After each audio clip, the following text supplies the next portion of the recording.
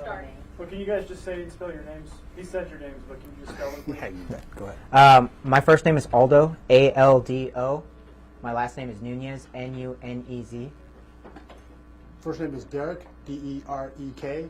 Last name is Elmore, E-L-M-O-R-E. What are your ranks? Officer. I'm the commander out of Maryville Precinct. Officer, how you feeling? Good, sir. Can you tell us about your injury and what it felt Yeah, like? I was struck on my right leg, just above my knee. What position were you in? Let me back up. At what point in the standoff were you hit? During the second volley of gunfire, I was taking the brother into custody. And as I attempted to take him into custody, we heard the second volley of shots, and it felt like I had gotten shot. I felt it in my leg, and we continued. We got the brother into custody. We walked him back to my patrol car, and then I kind of checked myself and made sure that I was okay. Seen it was just a little bit of shrapnel, and that was pretty much it. I continued on from there. Have you been shot before? No, sir. So you said it felt like I got shot, but what specifically did it feel like? I mean, kind of what everybody thinks. Like, you feel pain. After you hear gunshots, you feel some pain in your leg, and it's just kind of hot. It's kind of what it felt like. And, the first thing that, after you feel something that injures you after you hear gunfire is like, oh, I got shot. So. What's the difference now, how you're feeling, and then looking back on it when it was actually going on? Did you realize, like, the magnitude of what was happening when it was going on, or were you just more in the moment, adrenaline kind of rushing? Can you kind of describe how you were feeling as all of this is taking place, not just for yourself, but for your fellow officers as well? Definitely a lot of adrenaline. I can't speak for my fellow officers, but I know that they probably feel the same as me, saying that we just wanted to continue the mission, and we were there to help the community, and we were there to help the citizens, ensure that we could put an end to this gunfire that was threatening them. It was definitely a very trying time for all of us. But again, we all just felt like we needed to continue the mission. We obviously knew that there was officers injured, so we wanted to do what was right and try to get a bad guy behind bars, essentially. You said you'd never been shot before. No, sir. Was this one of the most intense situations you've been a part of? This was one of the most intense situations. We had a situation a few months back where there was a gentleman who was firing shots in the air and firing shots into the ground. So that kind of prepared a lot of us for this situation. What were you thinking when you started hearing those gunshots?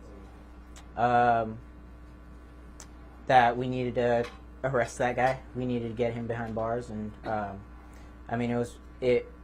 didn't really fear for myself. I was kind of in fear for the community and where those bullets were going, really. Commander, do you mind talking us through? Go ahead. So what I was going to say is one of the things that he won't tell you. So after he struck with the gunfire, him and at least 3-4 other people stayed there until the suspect was in custody and continued to work. They ignored their own pain and all that other stuff that was going on to make sure that they could complete the mission. I, as the commander out at Maryville Australia Mountain, never been prouder of a group of people than I was that night and that day.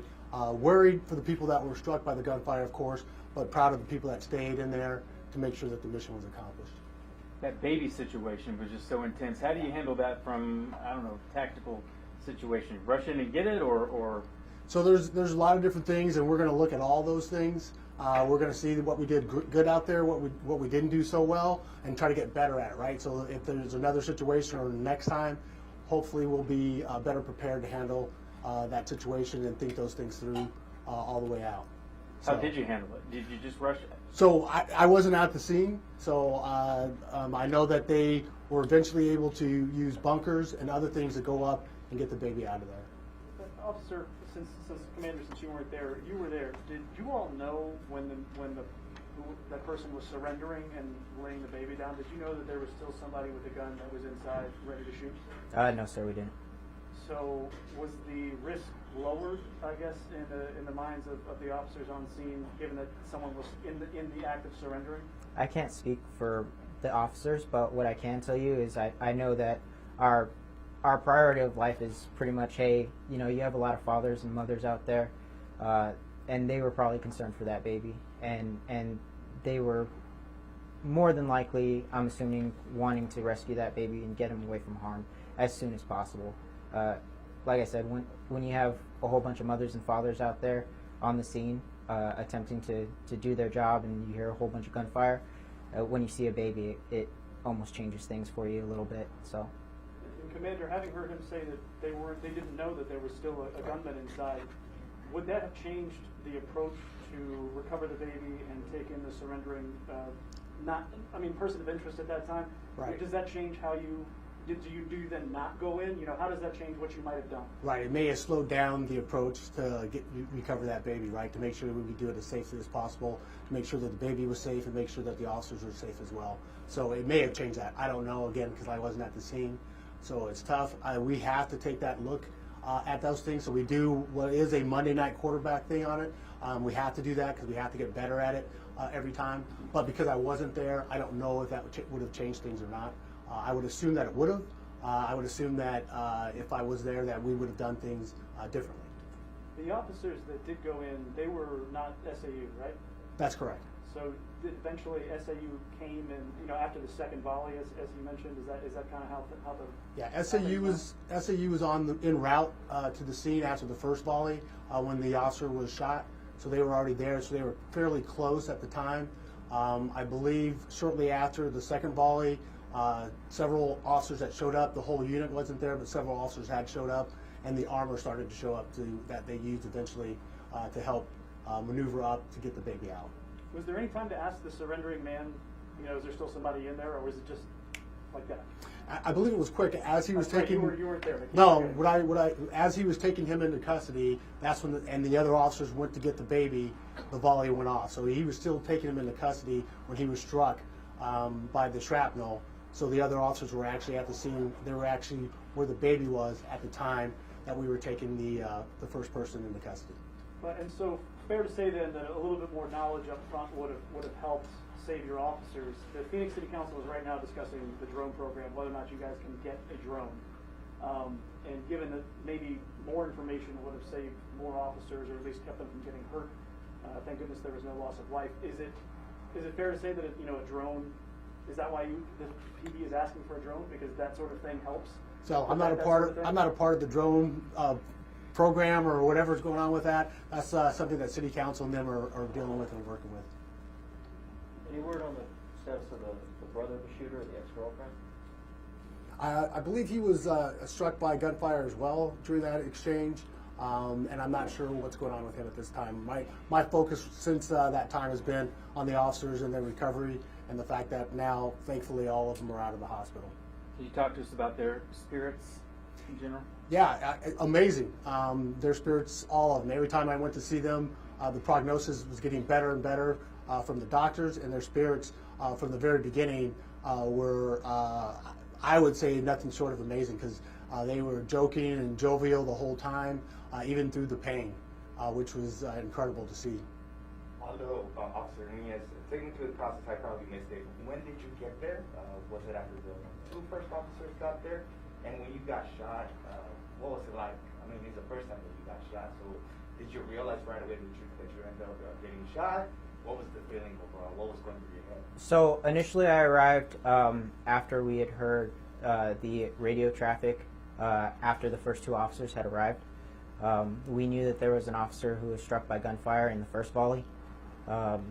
We got there as quickly as we could. I was riding in a two-man patrol unit, so me and my partner got there as quickly as we could, and then we kind of set up and contained the area. And then the brother steps out. He has the child in his hand. He walks backwards towards us, and we go to take him into custody. And that's when we heard the second volley, and that's when I got struck by a shrapnel. Like I said at first, I felt I thought I had gotten shot. I didn't know what getting shot felt like, but it hurt, and I heard gunfire, so I was kind of taken back and like, oh, I might have gotten shot here. I did a quick kind of check for blood. Didn't really see any blood, so I continued on. We got the brother into custody. We walked him back to my patrol unit, and that's kind of where I did a more thorough check and found that it was just shrapnel. Knowing that another officer had already gotten shot, were you afraid at some point? I think we were all afraid, but it's a reasonable fear, I think, and we just wanted to do our job. We had to. We knew we were the ones who were out there. There is fear, but we all push past that, and we have to do our job for the community. What's the conversation like with your fellow officers who also got injured? I'm in contact with one right now. He's super lighthearted, and we're all just kind of recovering and taking a step back and relaxing. And very thankful that they're all safe. I know you're in here in the station in front of superiors, but are there any of the 9 of you that are upset about the lack of knowledge that might have led to more of you getting hurt than had to? I mean, I think they're just kind of like we are as far as us understanding that we went out there to do a job. We can Monday morning quarterback everything, and we will. We have a great department that kind of takes all the body-worn camera, and it's an ongoing investigation. So they are going to investigate it and Monday morning quarterback and say, hey, these are the things that we did wrong and these are the things that we did right. But I mean, at the time, I think that we all kind of made sound decisions as far as what we did tactically. I mean, do we want anybody to get hurt? Absolutely not. But does that kind of come with the job? Yes, it does come with the job. And unfortunately, some of us did get hurt, but we're glad that nobody in the community got hurt and nobody really lost their life. You got hurt, but you still had to remain on scene before knowing that you were going to be transported to the hospital. How long did you stay there for? And what was it like knowing that you had to wait before everything was done? I didn't have to remain on scene. I chose to remain on scene. I knew I was struck. I knew I was hurt. And I stayed on scene just because once I checked, the scene was a little bit of shrapnel. I kind of felt like, hey, my brothers and my sisters are shot, and they're in the hospital right now. And I know if they weren't shot, they'd be here doing this job and attempting to take him into custody, just like if I was shot in the hospital. They would want the same thing for me. I didn't have to remain on scene. I chose to remain on scene and help out for the duration of the incident. After I had taken the brother back to kind of get debriefed, I stayed there and I helped the SAU negotiators after that. How long did you wait for? Do you recall the time frame? How long were you out there for before you were? Until the end of the incident, until SAU kind of cleared the house. So you're injured. Are you on duty right now? Are you ready to go out there and work? Yeah. I was. It's a minor injury compared to, like I said, my brothers and sisters that got shot. So I'm ready to go back out and hit the streets when it's my time. How old are you? I am 31, sir. A question for both of you. And 9 officers shot in one incident, and here we are less than a week later. Not only is everybody alive, everybody's out of the hospital. What even goes through your mind when you think about that? Very thankful, right? Miracle that we had that many people actually struck by gunfire and all of them out of the hospital, like you said, less than a week later. It's nothing short of that. Count our blessings and are thankful for that, which is, like Aldo said earlier, which is why we owe it to those officers that were hurt to dive into that and then do better next time, right? Commander Elmore, the last time I was in this room, it was specifically for one of your colleagues, Commander Carnival, who was killed. And you said you were not on scene, but you're the commander of that Maryville unit there. So knowing that had happened, almost, it was 2020, almost a couple of years ago, and hearing that you had so many officers injured, did you think about Commander Carnival and the idea that something like that may have happened again? You know, I think about all the officers who've got hurt, all the ones that I've known who've been injured in the line of duty. I've been on since 1992, and there's been several, right? And so all that stuff crosses your mind when you're responding to that scene. I initially went to the scene and then to the hospital. So yeah, all that crosses your mind. And then again, like I said, what we owe those officers and those officers that got hurt is to do a review of this and find out what went right, what went wrong, and then how we can be better next time. Well, and what does that look like? Does that mean, you know, debriefing everybody who was on the scene and then just sorting through all the reports, and then you know, what is the review process? So for me internally, you know, we're looking at as much of the information as we can. We're looking at the radio calls, the body-worn camera, talking to the people that were out there, debriefing them, getting that information, and then seeing what we could do better. Officer Nunez, just technically, does that mean it was a bullet fragment that had ricocheted off something else? Yes, Is sir. that what it was? Okay. Yes, sir. Can you walk perfectly fine at this point? I or can you- walk perfectly fine. Really? I have full mobility. I'm up and around. Wow. Have Not they said an- when you are cleared to come back yet? How does that work? The doctor had cleared me there Oh. when I was at the hospital. So he cleared me there, and he said I was pretty much good to go. Officer Nunez, there's a lot of talk about Monday morning quarterbacking in here today. There was a baby on scene when all this happened. Regardless of protocol and everything else that you guys can talk about here today, does that change your thinking in that moment? Like I said, there's a lot of mothers and fathers who are out there. I personally don't have children, but I can only imagine what they were going through, and those things do cross your mind. Saying or having children and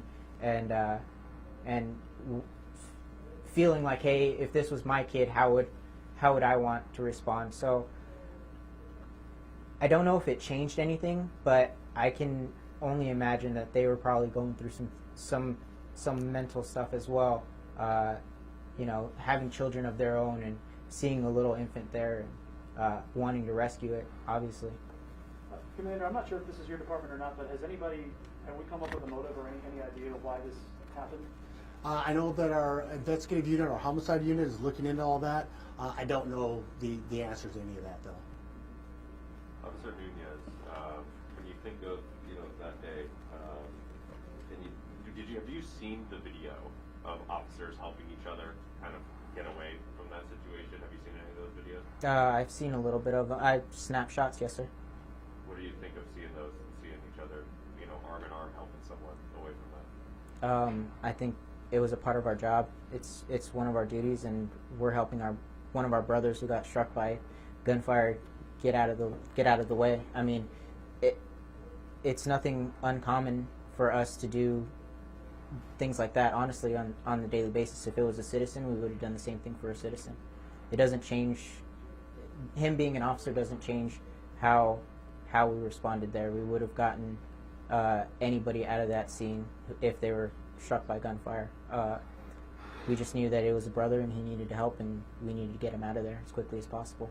I know some people have written in our station just saying, just talking about that video, because it's just not something that we necessarily see all the time. But you're saying that I don't want to say routine, but you've seen something like that before? I haven't seen anything like that before. Obviously, this was one of the biggest scenes that I've ever been on. But I'm pretty sure that when we're called to do something like that, we will do it. It's just who we are as people. Any police officer would. All the officers, sir, were Maryvale? No, there were a couple officers from both Mountain View precinct, and we had a K-9 officer who's part of our tactical support bureau that was injured as well. Do you know what type of weapon he was using? I do not know. I know that he had a handgun and a rifle, but I don't know which weapon he used when. You don't know what piece of shrapnel they dug out of your leg? Actually, I dug it out, but You did? yeah. What was that like? It was only superficial, so a little bit of tweezers, and that's pretty much the end of it. I don't know. Sounds easy. Yeah, I don't know. I don't know what the extent of it was, or what caliber it was. It was a very small piece of shrapnel. I did know that it was a bullet. It was kind of shiny, so that's as much as I knew about it. You have to hand it over, or is it a souvenir? Sorry to interrupt. Oh no, it's going to be handed over for evidence. Was it rapid fire or was it like semi-automatic shooting? I mean, it seemed pretty rapid at the time. Officer, you mentioned that you were not the first one there shot, so I presume, in your squad car, hearing this call, knowing you're going to something very serious. Is there any way to describe the adrenaline when you hear that and you know what you are going towards? I think initially, and again, I can't speak for my partner, but we were riding two men, and we kind of looked at each other and we're like, hey, we need to go to this. There's an officer who's shot, there's an officer who's down, and we need to go to this right now. And we need to help out as much as we can. And I think that was kind of our main priority at that time, was trying to get there as quickly as possible to that officer and ensure that he's safe and everybody else is going to be safe. I think maybe one more question. Where did it hit you again? It hit me on the right thigh, just above my knee. All right. We appreciate you guys coming out. We appreciate all the outpouring of support from the community. You know, these officers are ready to get back to work, and thank you again for coming out here and supporting us. Thank you, guys. Thank you, guys.